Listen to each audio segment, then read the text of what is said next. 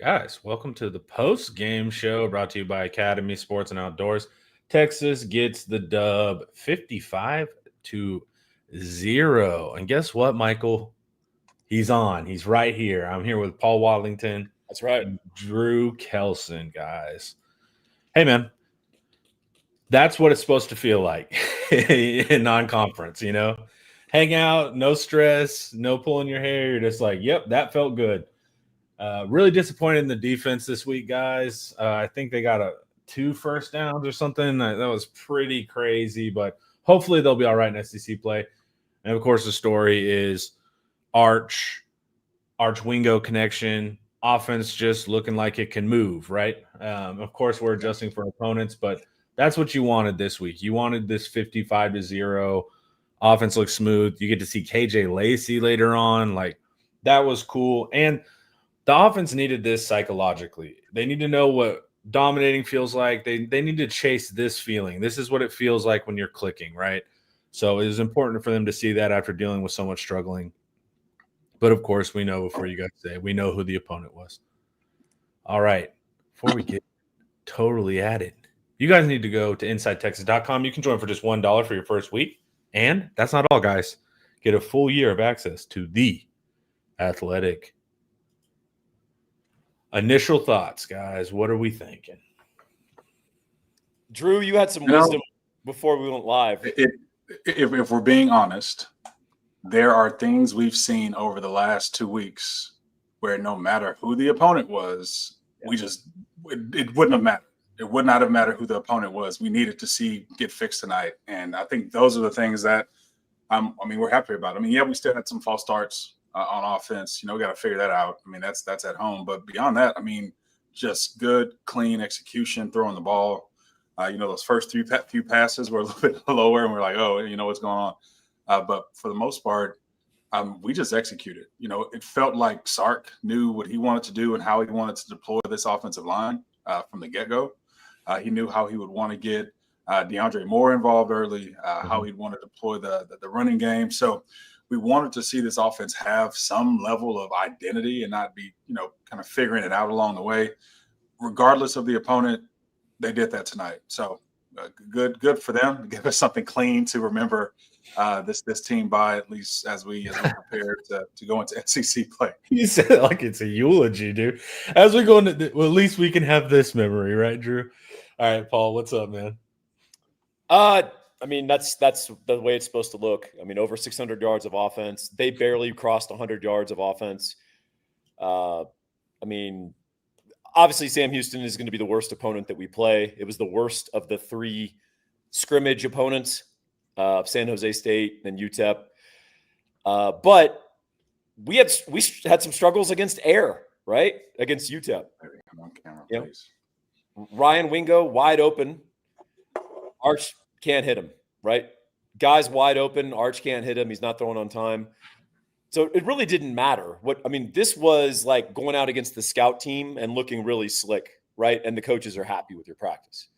There's other times when you go out against the scout team and the scout team kind of takes some scalps and the coaches are not happy. And that's kind of what last week was. And parts of San Jose State. One thing that encouraged me early was we decided, all right, these undersized fronts are going to move around. They're going to, confuse us and be too quick for our guys up front. We're going to go duo. We're going to get a double team at the point of attack, and we're just going to push people off the ball. We're not trying to influence. We're not trying to get a hat on someone. We're not you 2 big guys are going to drive that guy back 8 yards, and that's how we're going to block the linebacker behind him. And that's exactly what we did. Go watch that Jared Gibson first touchdown run. Duo. Double team. He ran right behind the double team, which is what Jared Gibson is good for. If you tell him the hole's going to be in the 3 hole, he's going to run to the 3 hole. So I think that set the tone. And then Arch just looked really good. He looked really prepared. Yeah, a couple of early throws low. And then after that, he got it up and was making good throws, not just against air and open receivers. That post to Wingo, great throw, great adjustment by Wingo. That play works against Georgia. That play works against any opponent we play. That is not a defensible ball. So that's the beauty of seeing that kind of thing. And people will say none of this translates. And it's true. Some of this does not translate. But that kind of throw, that's a score against any team in the SEC. So that's the kind of stuff you should take away from this and be happy. Yeah. I'm very happy. That was a smooth. My wife went to San Antonio for the night. I've been just chilling, watching college football all day. Get the 55-0, man. It's been a nice day of football. We will avoid talking OU Auburn at least for a little while, guys. Before today, Arch missed receivers who shouldn't be missed today. Arch hit receivers who shouldn't be missed. Progress. He made a really nice throw. That crosser to Moore over the middle was a real nice throw as well. Yep. He was feeling himself, man. Every chance he got, he was hyping himself up on the sidelines and stuff like that. Piers Arch needs that, to makes him feel alive, So he needs to be able to run. 2 rushing touchdowns, I think he finished with. Let's see. I can always know that from my He threw for 3 and ran for 2. Cool. Mm-hmm. So I thought how Arch wants to play football, and Sark is seeming like he's willing to go that route more, So it's Arch ball. Got to play a little bit more of his Arch ball, which I thought was cool.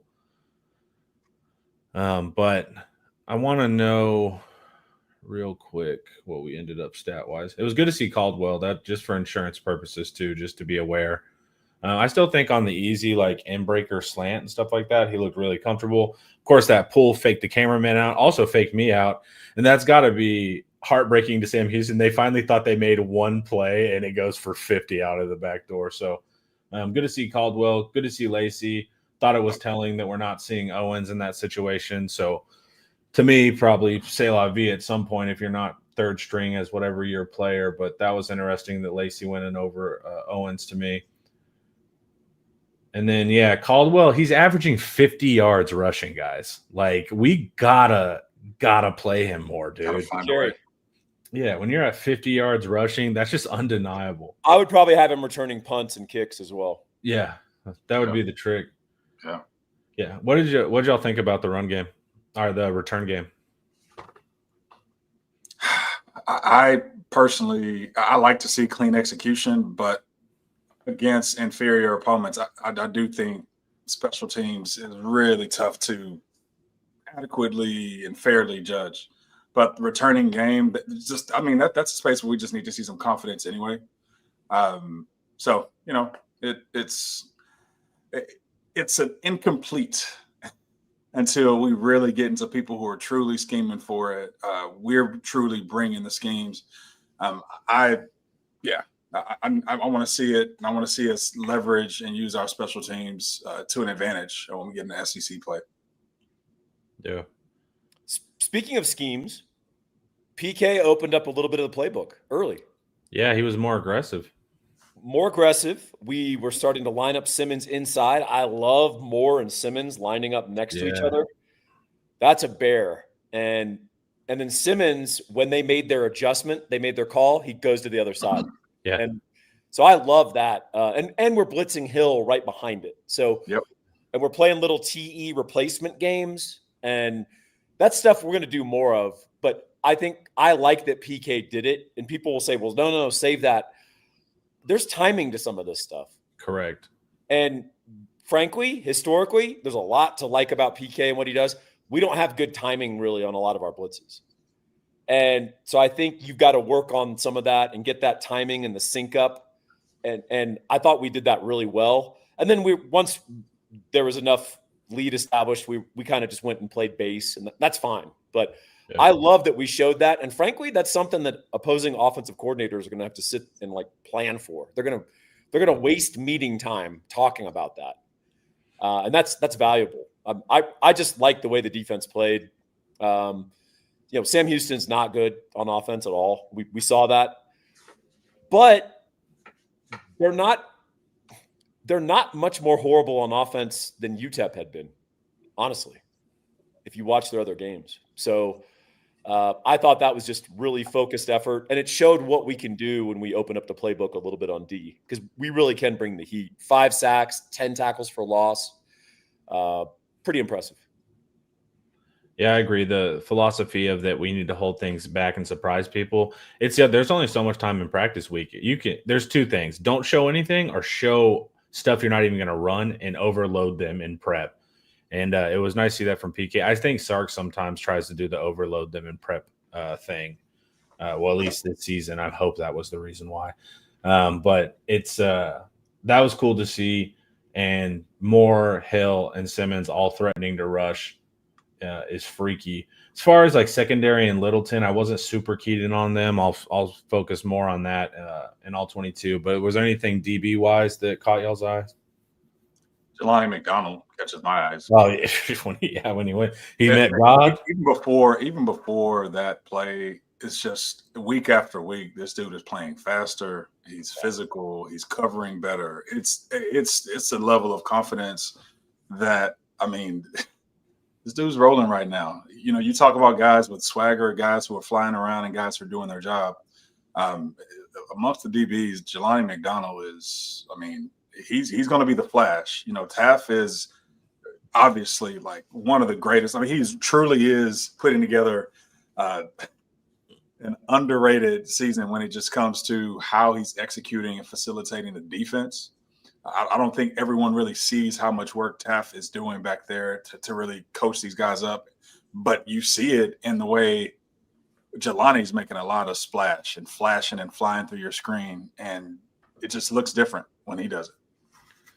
When Watson threw that ball 900 feet in the air, you see Jelani go like this. Like he was like he wanted that pick so bad, dude. That's one of the weakest arms I've seen of a starting quarterback. Like when he tries to throw deep, that's horrific. Like I knew he wasn't a pass. What is Longo doing, by the way? It's like trying to run a concept like an air raid with these guys. And they're not, it's really a screen raid, but ugh, man, that's rough quarterback play. And that was starter. At the end of that half, is Jelani instructed to bat the ball down, or is he supposed to intercept it? The universal rule is bat the ball down. But that's because you have a lot of people who, you know, can't jump 9 feet in the air. Yeah, that's for other people. But when you're number 4, the rules don't apply. The rules don't apply. You got to go up and get it. All right. Was it a wheel? Was it a wheel you caught versus SC? Yeah, it was a wheel. It was a wheel. Yeah, the wheel caught. All right, Paul, what were you saying? I was just going to say Coach Charlie had a good rebuttal to what I was saying about the post. My point was not that he beat a Sam Houston corner. I was talking about the ball placement. So even if the corner had been right on his hip, the only guy who could have caught that post was Ryan Wingo. Mm-hmm. And he made a great adjustment to the ball. So, you know, maybe if there's a guy right there, stride for stride, he could have hit him in the basket, maybe. But my point was those sorts of plays we had not been seeing those the last 3 weeks. So I welcome them. And also, I was making a dumb joke, Drew. You actually say something serious. No, well, that throw and on that play, and I think about, you know, I think everyone was thinking, you know, Xavier Worthy against Bama a couple years ago. That throw is designed to not necessarily be perfect. It's to give your wide receiver a chance to go run underneath it and adjust to it. And so the last thing you want is for a receiver to come off of his break or come off of that, you know, just beating the DB, but be in a position where now you're playing a guessing game on what angle do I put this. Yeah. The goal is to just give it enough air, put it out there deep enough to let the receiver adjust to it in a way where you know the DB can't get to it, but you're not playing a guessing game on, okay, I'm going to throw it just on a beeline at a certain angle that the receiver just can't adjust to. So it's not ideal, but it is by design. And Wingo made a great adjustment. Y'all mentioned earlier, that's hard to do, man, over your shoulder to make that turn at the end. So, yeah, that was big. And Wingo caught another touchdown. We got to see more of that. That's going to be a huge thing. And getting more going was really important because he's been MIA. Well, last week, of course, he was MIA. But that was been a big hole, not seeing DeAndre around. So I thought that was important. Let me see here. Let me see who all caught balls.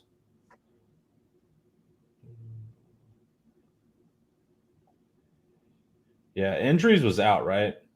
No, he was in. Where is he? We didn't throw to him. He didn't. Yeah. Where is he? Blocking. Why? It didn't take long for Connor to find an issue with our performance. Jack Andrews was not personally fed. Out of all the people, we're gonna need him in the SEC, man. Oh, so he'll just forget all of his skill set in the next week. I guess I'm worried about it. We need to work. That didn't take long. We're bragging about Windry's our injuries arch connection. We can our Wingo connection. That would have been a nice connection to have. Man, injuries needs to be involved. Period. All right. Well, thank you, Drew. Connor has turned the that's chat. Boy, that's Josh in the chat. Just made it clear there shouldn't. So you're saying injuries should always have a spot on the box score. Injuries in a 55-0 beatdown should have a catch. Okay. Yeah, I feel comfortable with that statement. All right. Well, I think the results of this game have been invalidated. But really, I just want to see him more, dude, because I think he's going to be awesome. The other tight ends caught balls. Right. Great. Awesome. Right. Mari Winston. Yeah. It was cool to see French on the field. Michael Terry got on the field. We got to see pretty much everybody. Butler, all of that. So Lockett averages negative 10 yards per catch. It's just not playable. I would probably cut him. Yeah, you'd have to cut him if he's negative 10. Yeah, whoever was lead blocking for him, he immediately, after he got tackled, was just like, come on, man. Like, that was my one. I think it was Michael Terry. Whoever was lead blocking for him was like, you didn't even give me a chance.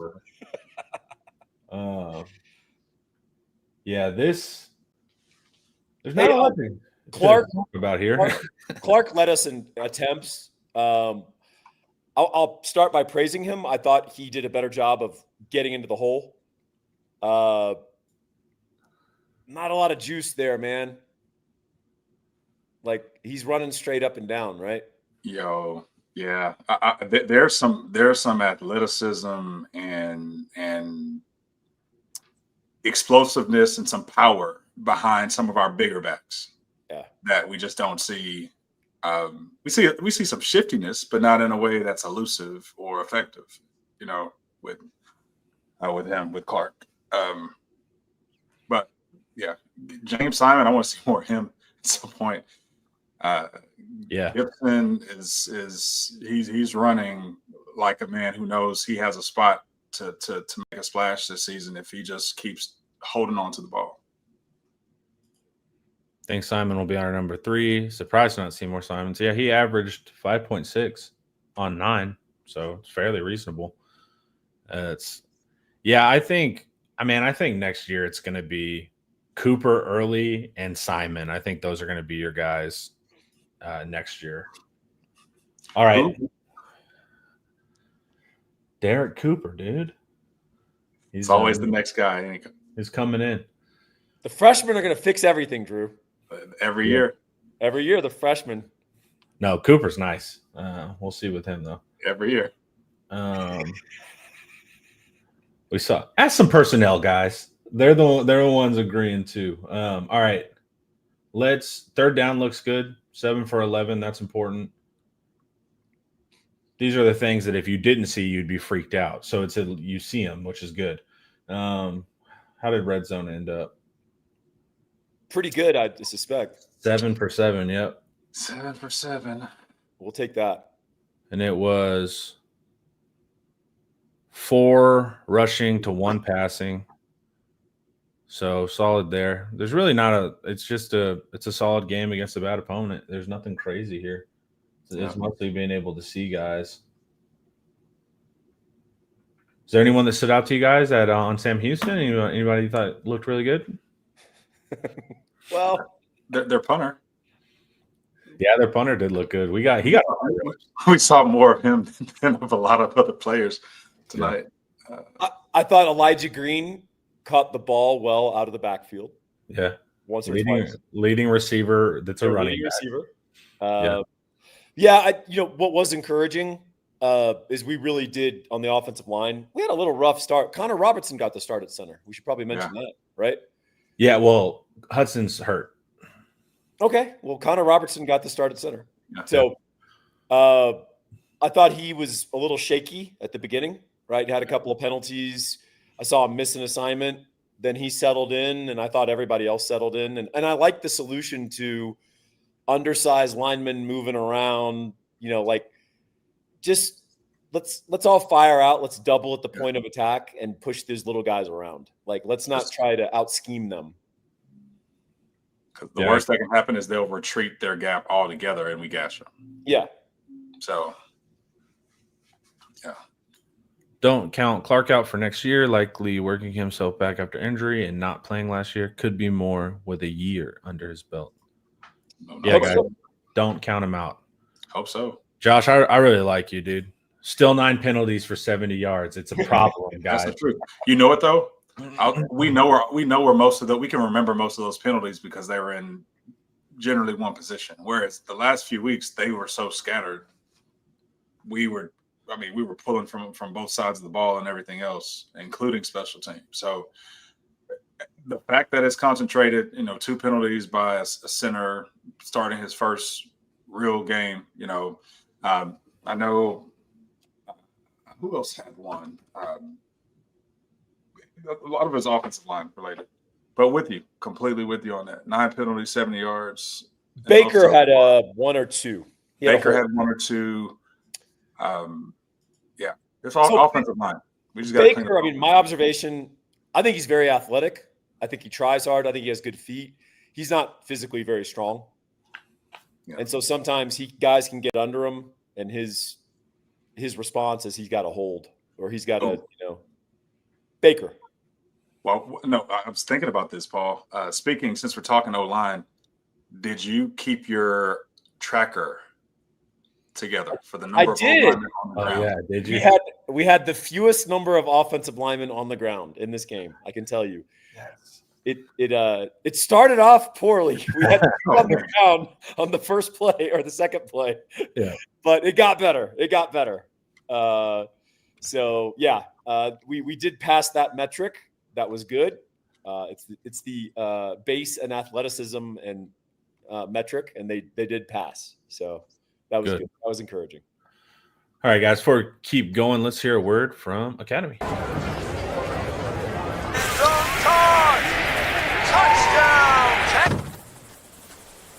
Any gate can be a tailgate.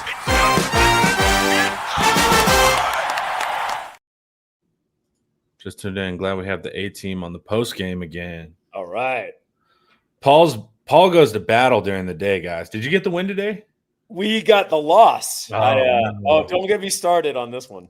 Yeah, Paul's coaching it up during the game. So when the games are during the day, it's hard for him to get on. But I almost Kevin Gilbrighted our almost Buddy Ryan on Kevin Gilbrighted, our offensive coordinator / head coach. 6-6 ball game, 30 seconds left. We're down at our 10-yard line. This is 6th grade youth football, and he decides he wants to open up the offensive passing playbook. Yeah. And I'm begging him, please just run the ball in the middle of the field, take a knee. Let's go in at halftime and adjust. We played an awesome defensive first half. Pick 6. And then they went for 2, and we went down 14-6. Oh, man. Not the best way to – and we lose the game by 6. Yeah. So that's kind of how it goes. That's rough. Are you DC? I am now the DC. Hey, dude, one of my greatest accomplishments of my life, no joke. Drew, I taught 6th grade boys how to play zone. Ooh. Now, are they just dropping to spots? No. We guard men, sir. We don't guard grass. And by the way, these dudes know when to carry up a receiver when someone goes trips and they run a go route along with the post a little under. So I got backside safeties rotating over. Oh, that's nice, Jensen, dude. Your mind would be blown. You'd be so proud of me. Yeah. That's honestly great. You won today. I don't care what the other coach decided to do. You won. Thank you. What really matters is not the kids. It's about the coach. And no, that's good coaching, man. Ultimately, yeah. All right, SEC just released a statement admitting they missed the flag on OU's touchdown play. Got to be pretty bad for that to happen. Wow. They admitted that. That's Well, bad. Yeah, if you guys didn't see that game, it was a crazy combination of OU getting breaks with the officials and Auburn just self-inflicting. I swear you replay that game on a neutral, I'll bet Auburn again. I still won plus 7.5, but good Lord, Jackson Arnold. That guy. He is thick. Yeah. I don't mean 2 C's either. I mean, yeah, he's not too bright, man. Woo! Dude, when he's looking at the field, I said it in the pregame. It's just like he's not even looking at receiver. It's just like carnival music playing in his head. Like he just like he can't. He like there's nothing. Yeah. It's just that like there's nothing going on behind those eyes, dude. There's no acknowledgement of game situation. He's just like, what do you mean, coach? I need to throw it deep to Cam Coleman. They're like, no. We're gonna try it. It's called offense. And he's like, run, and they're like, no. He's like, I've been standing here in a clean pocket for 4 seconds. I bet I can stand here another second and nothing will happen to me. Yeah. Dude, OU broke their sack record with 10. Right. Like got to 9 with like a few minutes left, and I was like, they're gonna get to 10. And then the safety. Yeah, they got to 10 versus an SEC team, man. It's not like you know that line closed at 6.5. That's wild. That's known as a bad beat. If you yeah, that was brutal, man, because the refs were involved in ultimately basically 21 points. So they overturned the defensive touchdown, which you need heavy evidence to overturn because you called it that way. The DPI is one of the most I didn't even have to rewatch it. I saw it live and I was like, that's a DPI. And so it's and then OU, of course, runs an illegal play. So that's the funniest part is I was arguing with some guy on Twitter. He was like, you can't prove that's an illegal play. And he's like, and I was like, yes, I can. It's they practice it all week. And he's like, yeah, prove it. And then I showed him the tweet of Bob Stoops on the radio show saying, yeah, they practice that all week. His response was, Bob Stoops is an old coach and he's jaded, and he might even be an Auburn fan now, not knowing that Bob Stoops is at Oklahoma 24/7. And then he sent me a tweet from Arbuckle saying, oh, no, that wasn't an illegal play. We meant to do this, and it was tempo. I was like, oh, so the coach said he didn't run an illegal play, so we believe him. But it was they were doing that weird formation, too. They were doing some cute stuff that you wouldn't expect to need to try to pull out. But Connor, the most upsetting thing about that anecdote is that you're engaging with these people. Oh, I had fun today, dude. No, that's Connor's his wife was out of town. Oh, exactly. That's right. I never respond. Today I responded to like 4 people, and I never do it. But Connor was on YouTube, like going to the Illinois websites, like LOL. Oh, just going full troll. No, I posted something he posted in my comment. But the funny part was every time he tweeted me, I had the perfect response and evidence. And I was like, he self-owned like 4 times straight. Like he was like we were working together, and he was setting me up to sound good on Twitter. You know what? Drew tried to proclaim me the winner of the day. You're the winner of the day. Thank you, man. Good job. And I think I ultimately won too. I think he knows it. So that's what's really important. Self-owned, and you had already owned him. You were ready to own him anyway. That's a double owning. I was ready. Very few people get double owned. I was able to execute. Yes. Tweet after tweet after tweet, I was able to execute, and that was important. You're so sharp. I bet I could teach you cover 3. You could, yeah. I'll be the 3-up player, dude. I can take the crosser up and back. Okay. I can take it up and back. All right. Oh man. One thing I will say about just specifically about those pick plays, they threw a flag on, I think it's Satania, like 2 times. Yes. Later on in that game for the exact type thing. I mean, this guy will literally bump you with his shoulder. Will hit you. He'll just get in front of you and block. So it's the good thing is it's on film now. They got caught a few times and threw the flag, but they missed it on other plays. So now that it's on film, SEC, OU is going to have to, besides those plays, when did you see, as great as Burks is, honestly, most of the plays where he was wide open and got his hands on balls were because there was a pick involved. I'll say this, Mateer, and so they have some issues on their O-line, to put it mildly.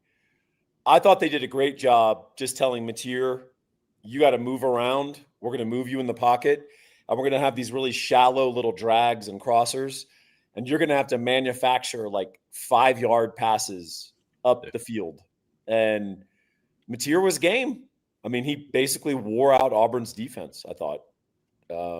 But, yeah, I mean, to Drew's point, there's not a lot substantial going on in that offense. They would do some smart stuff with Burks. They would leave him actually like single side, put everyone else over there. And whenever the concept didn't work, Mateer just knew to work back to him standing in the flats or whatever. But they used him in a smart way as like basically Mateer's safety blanket to look to the other side of the field. I thought that was interesting. But they got by, and some of this is Cam Coleman, right? So it's you can't, but they got behind OU quite a bit. Yeah. And so I don't know if Texas is going to be able to execute on that, but they showed a lot of holes that at least other SEC opponents are going to be able to understand now that you didn't get to see versus Michigan. Well, OU's cornerback default is DPI. Right. That is their default stance. I will interfere, and we'll see if the official throws the flag, right? And the officials ate their flags quite a few times. So, well, I mean, literally this could be a game when we face them in Dallas that's just really about how the officials decide to call it. Yeah, they ate their flags unless something benefited Auburn. and then the flags were like, whoa, can't have that.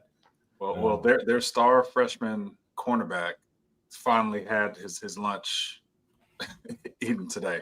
Yeah. I mean, Guillory I think he's going to be a great player. But today was probably the first day where they saw him more so as a liability. And mind you, Cam Coleman is great, but just having him make plays on the ball when the ball's in the air and the receiver's right there, that's the first time it's easy to see a guy make plays when it's just whether it's handed to him or he's in good position. But when you see a guy panic at DB, he will panic again. Yeah. So it's can you force that? Can you put him in a position where he's uncomfortable and he panics? And Cam Coleman, I mean, there's a few times he was missed today. More than a few times, actually. Yeah, they had a couple touchdowns that they missed him. Yeah. Crazy. Yeah, that was a tough game to watch. Even as an OU hater, I was still man, some of these are tough. Everyone keeps mentioning Dabo's press conference. What happened in Dabo's press conference? I saw the one last week. Are y'all referring to last week, or did he have another nice rant? I don't know. All I know is my dark horse pick, Clemson, is in ruins. He did a 45-minute press conference last week where he basically said, I'm 55. I'm not going on the beach, and wherever I go, I'm going to win. Like, basically, you guys are ungrateful. Look what I've done for you. Here's a veiled threat that I will leave y'all and go win somewhere else. And then he loses again. And so that's why everybody was like, I cannot wait for this next Dabo press conference. Hey, but Fran Brown got to shower after the game. But he's just like, he's tripping out, dude. Like, he's freaking out. What about, I didn't get to watch it because I was watching Texas, but just Lagway's stat line, 12 for 23 for 61 yards, 0 touchdowns, 0 interceptions versus Miami. So it just looks like he was completely shut down. I don't know what you do there either, man. I just think he's broken somehow. I don't know. He missed spring. Mm-hmm. He missed fall camp. So he missed a lot of development. I love their running game.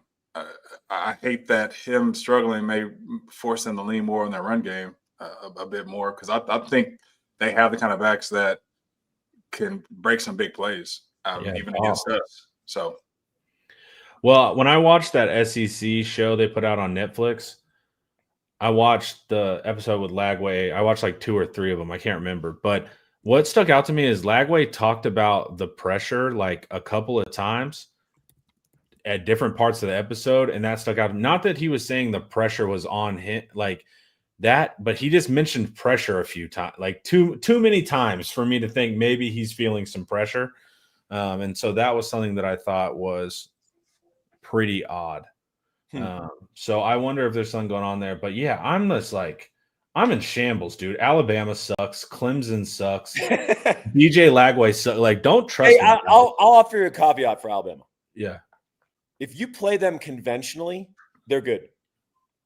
If you do anything unconventional, you can humiliate them. They're just very like, if you line up properly and play football the way you're supposed to, like, then they can handle you. But their defensive coordinator, Kane Womack, he's got some Todd Orlando in him, man. Yeah. He's just out there making calls. Like, his dudes don't understand their positions. And the ultimate adjustment in modern football is defenders who understand their position and like their role in the larger scheme. They'll never be out of really bad place if they understand that. But if you're just saying, you run here, I'm going to joystick you from the sideline and outguess Okay. that. Now, option football, any sort of optionality, you're done. Yeah. It's my humble opinion. My preseason picks are a nightmare. Texas. But like, oh my. Mario Cristobal is going to win the freaking national title somehow. Yeah, it's a weird. Add his name to the likes of Ed Orgeron and others. No.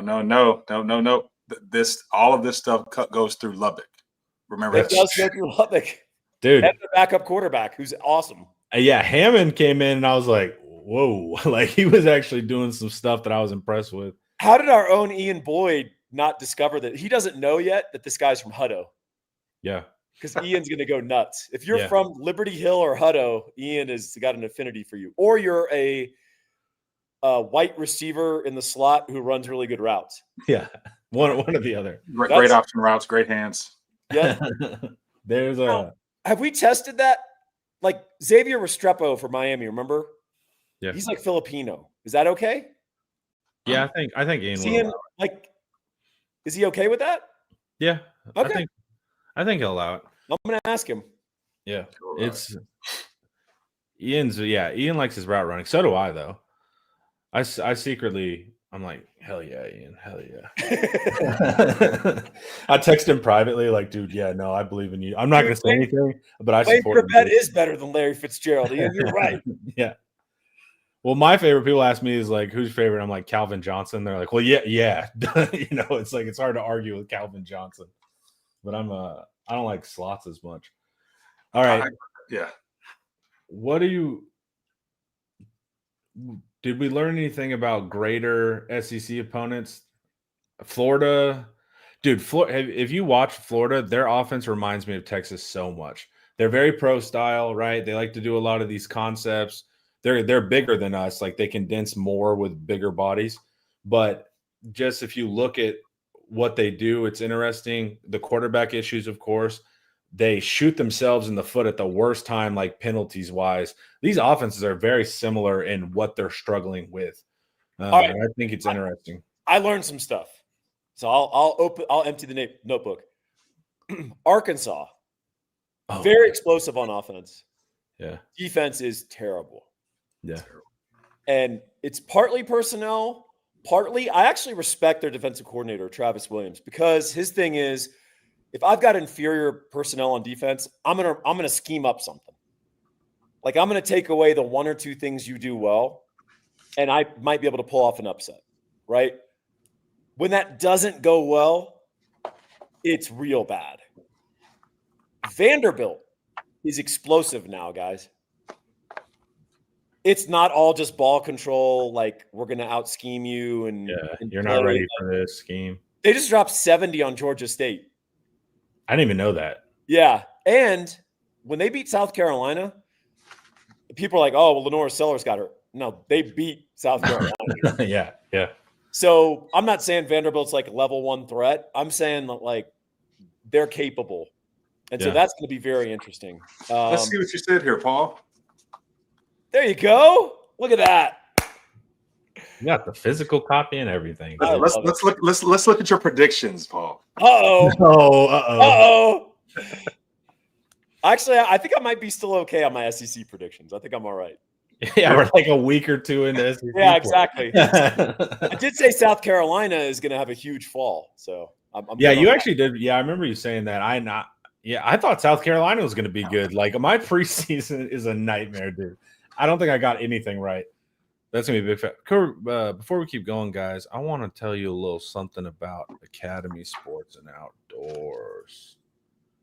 Huddle up, football fans. Tailgate season is here, and nobody gets Texas ready for game day like Academy Sports and Outdoors. Swing by your local Academy store, or you can shop online at academy.com. You can find grills, canopies, jerseys, and more.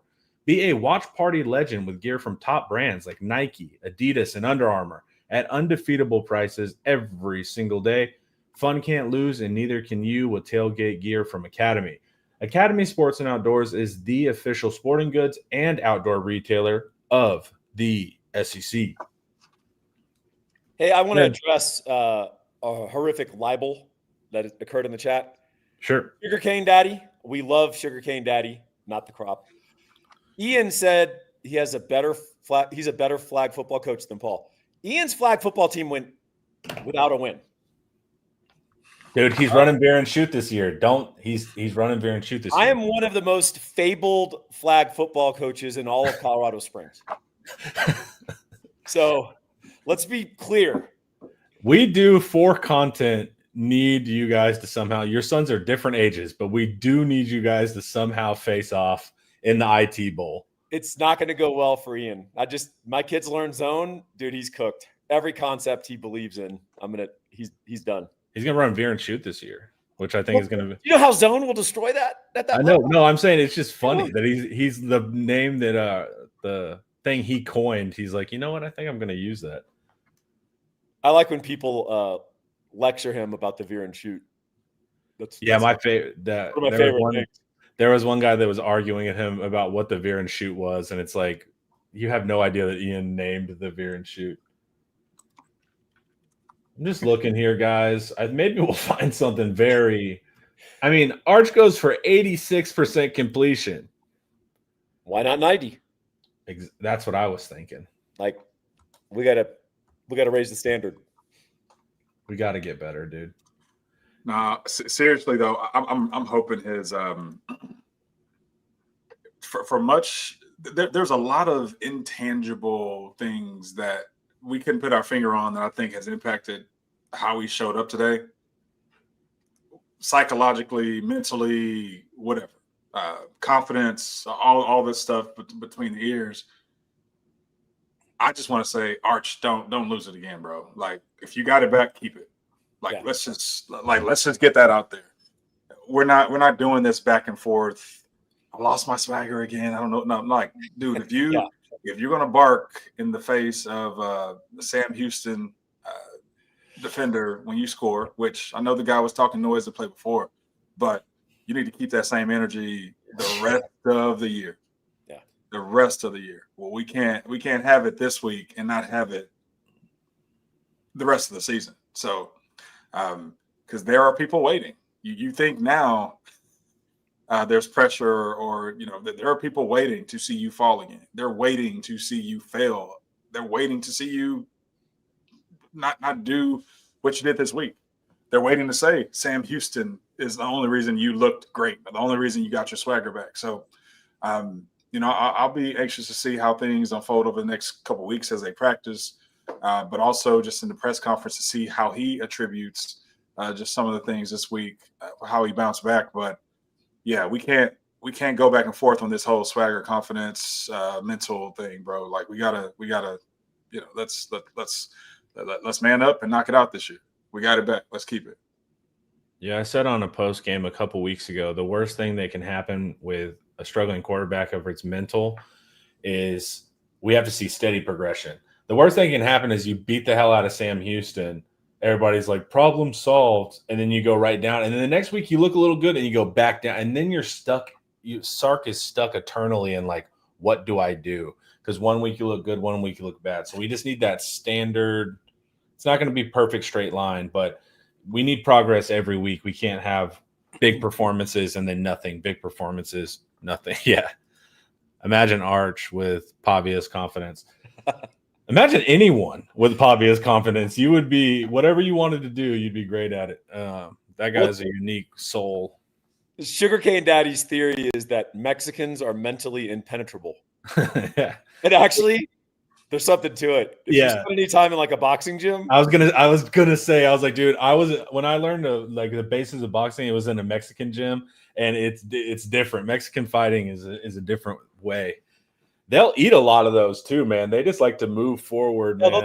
they'll take two to give one. For sure. So when I was in Austin, I worked out at Richard Lord's gym, and I got to be good friends with Jesus Chavez, who fought Floyd Mayweather. He fought Mayweather before Mayweather's hands were gone, and so Mayweather would punch and throw, and they had a great fight. You should look it up on YouTube; it's still up. I remember talking to him before the fight. I was like, "Hey, man, Floyd Mayweather, this is a big deal." And he's like, "Whatever, bro." He was not an act. He was literally just a it's fight. All good. I'm gonna fight as hard as I would anyone else. So yeah. But I think what Drew said is great. Now you got the confidence, and like you said, flexing on a Sam Houston defender. You need to do that versus Georgia as well. Otherwise, you just beat up a 10-year-old and you're looking tough. Well, hey, some people have to hype themselves up.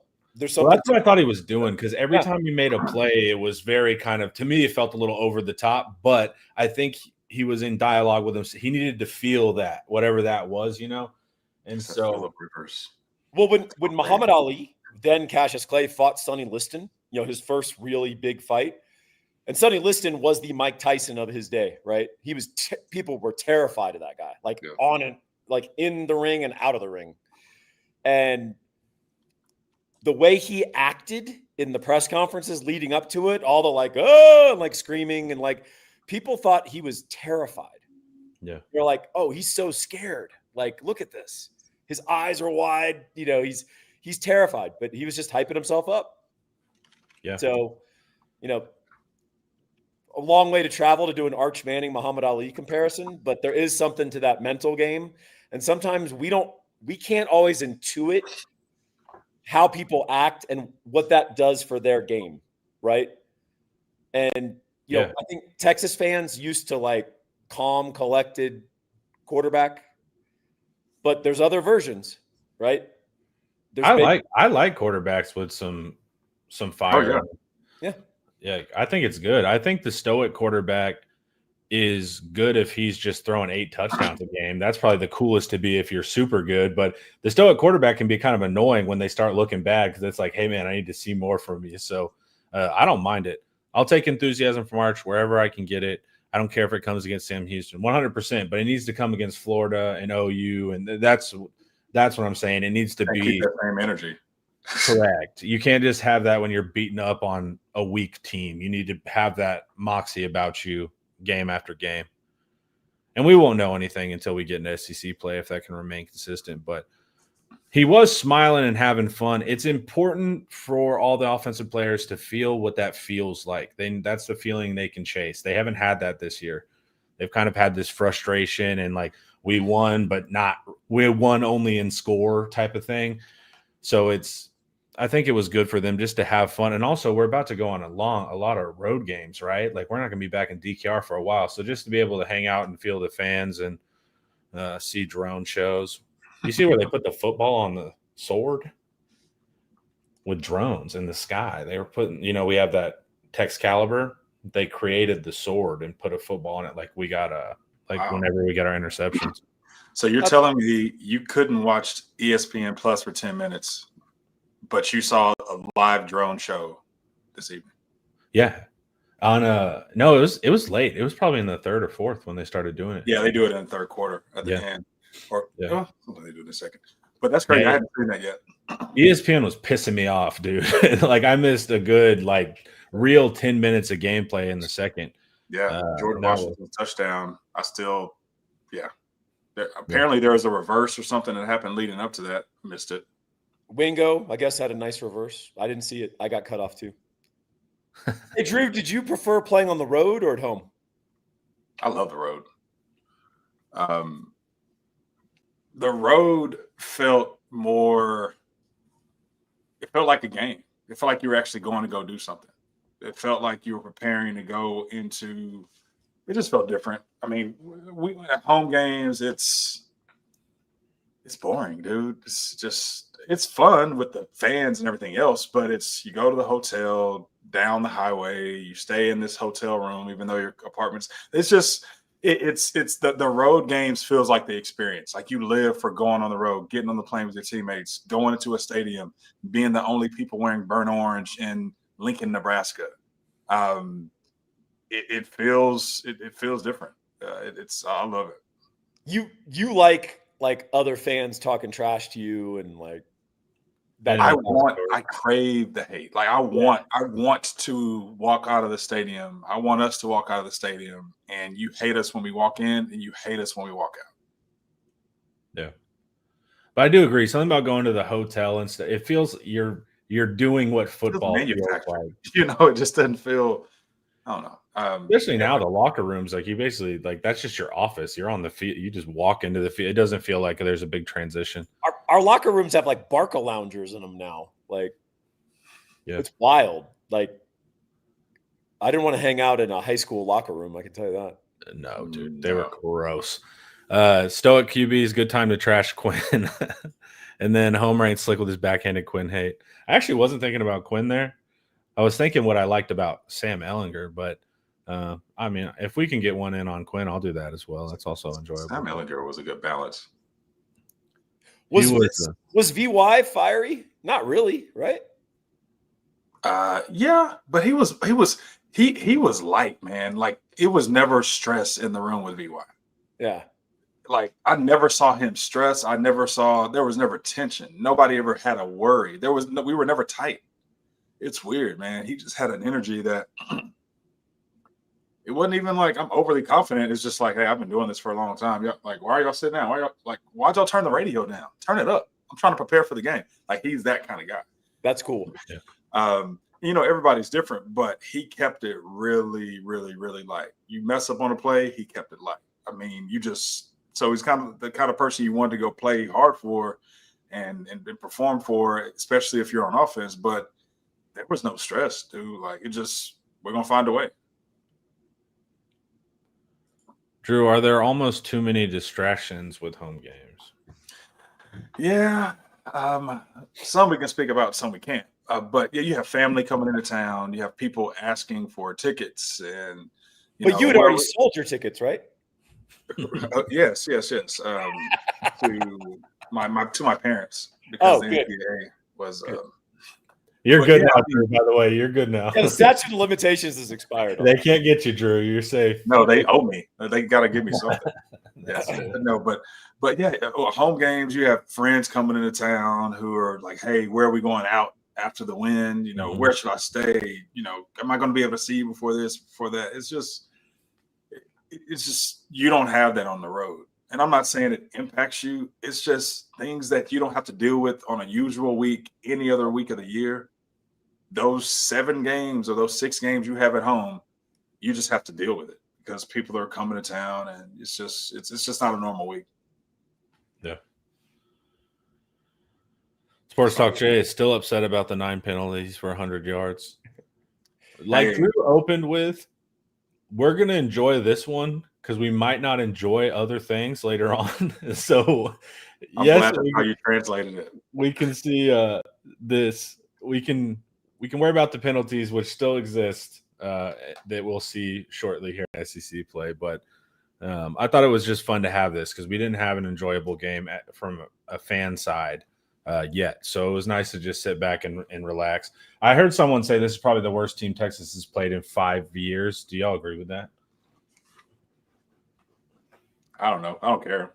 Is there anything they said 5 years? And then I started thinking, I'm like, well, ULM, like, when is the last team that was that bad? Oh no, ULM was not that bad. You know what? I'm just thinking, I'm like ULM, UTSA, like trying to really go back. No, I mean this is a bad team. Like they're in the worst conference, and they're going to struggle in Conference USA. I mean, they'll actually win a couple of games in Conference USA. Really bad teams turn over the ball a lot. Yes, like really bad teams. I feel like we've played a worse team than this only because I feel like Sam Houston State didn't do much to just give us these points. They didn't do much to give to our defense. I mean, as far as turnovers go, just bad. I mean, we still have to drive the ball. We still have to play field position. We still have to go play and win the game. We've had games where, I mean, what was our first home game against San Jose State? Like that wasn't a bad team, but we just roll, scored 3 times in a few minutes, and then the game was over. Yeah. I don't like games like that. I like games where we have to go drive the ball. We have to play field position. We still have to get the reps. So as bad as Sam Houston was, yeah, that they still. I can't say they're the worst, but we got what we needed out of them.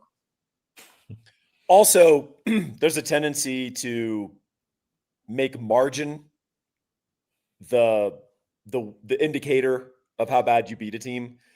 Truth is, Drew, you've probably played some games where y'all beat a team 31-7 and you beat their ass.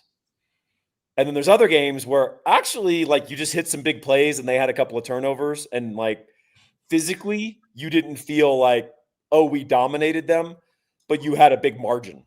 You know what I'm saying? Right. Like sometimes you can crush someone and you only won by 20, right? But like on the field, their dudes are getting wrecked, right? 17-7. Yeah. Yeah. Coach Dub says no, they are the worst. They're the worst. They are. Yeah, they're really bad. I mean, Coach Dub is right though. I mean, we were playing UTSA at their best, the last previous years. I mean, when they were playing really well. We've definitely had some good quality non-conference. We were also counting like, oh, they got a first down against us. Like it was that level of ineptitude. Like Kelson, do you remember that game against Nebraska where we were just vanilla and we just handed the ball off and like whipped them like 31-7 or something? Do you remember that game? I'm trying to think of what year that was. I mean, we've beaten Nebraska in a lot of different ways. Right. It was just we're going to run off tackle with Cedric Benson repeatedly. Oh, yeah. You know what I'm talking about? Yeah. Yep. And it was just a boring ass beating. Yeah. And you watched the game and you went, wow, we destroyed them. But the margin wasn't like crazy, right? But you like games like that too. Because it's like when you know what's going to work and you actually do it and you just, you can't stop it. Yeah. It doesn't require the full Sark playbook. I want to see Sark realize in a game like, oh, I don't need to tap deep into the bag to make this work. Like, let's find what we do well and let our quarterback do the rest, and then just build on what we do well. Like, let's find what we do well first, and then every week layer in something new, layer in something the offense can get excited about. He always gives the other sideline too much credit.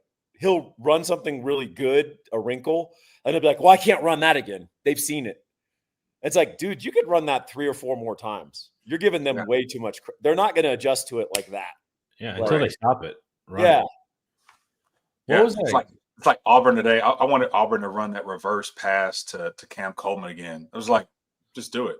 I mean, you're going to get a one-on-one once you do all the reversing and all this other stuff. Just run the reverse pass again. Yeah. There are times where, he's like, oh, I can't go back to that, and kind of steers away from it. I think my greater point, too, was just both on offense and defense. The best way to build an offense, the best way to kind of work your way through it is to start with what you know. So right now, let's say we're running duo and RPOs off of duo. That's huge. What you can build off of that if you want to major in that, and the wrinkles you can throw off of that, the offense is easier for them to consume it as the season goes on. When you throw in 3 or 4 more plays that you can play off of that, and the players are actually engaged and excited to run them because they're like, oh, I can't wait to throw this. Like they actually want to do it. It's not just a grab bag of things that aren't built with some structure in them. And the same thing can go for defense too. So I'm excited to see what we do on offense and build off of what was clearly how we want to continue to build and identify our offense this year with both the running game and the RPO and throwing Arch in the mix in the run game. But on defense, what we were doing with the pressures and getting I want to see Lance Jackson out there with Moore and Hill and Collins. Like I want to see us continue to find out who can we put out there that just you have to pick your poison. And I think we can continue to build on that. Yeah, I'll tell you what, our linebackers don't get worse when Ty Anthony Smith comes in the game. No. Like and our corners don't get worse when Littleton goes to No, and you know what, Littleton? You know why I love him? He's the lightest guy on our defense, and he's such a mean little dude. Yeah, he doesn't play small at all. He's got an edge, and he's fired up all the time, and he's like throwing, like just talking to himself, and just like that guy's dude recruited himself to us. Yeah, we didn't even recruit him, and he was like, "I would like to go to Texas, please. You accept my commitment?" And they're like, "Sure." Have you heard him ever speak? No, like on an interview. He has the sweetest, nicest tone. You would have known he was going to Texas by how he spoke. And so that's what's even funnier is that he's mean and he plays big because you interview him. He's just like positive and like, I'll send a clip to you of him speaking. Whenever he spoke, I was like, okay, it makes sense with Texas. But that's the funny part is how he plays and how he is. That's funny, man. I remember once I'd offhandedly told Drew that our culture was milk and cookies or something, and he was like aghast. But at the time Drew played, Texas was the only school in the country where our defensive tackles helped the team GPA. That was weird.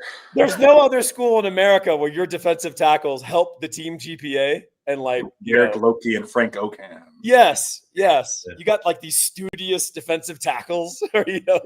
Well, Derek Loki, he's from Denton, and his mom's an educator and a teacher. She's a very nice lady, so it made sense. Ocam has the West African, they don't play. Playing around. You're here to take advantage of these opportunities. Like his parents probably would have been like, if you bring home a C, you're suspended. He's like, I'm in college now. Yep. Oh, guys like that are just smart, so they never have to get threats. They're like, they never even have to get the threats. It just happens.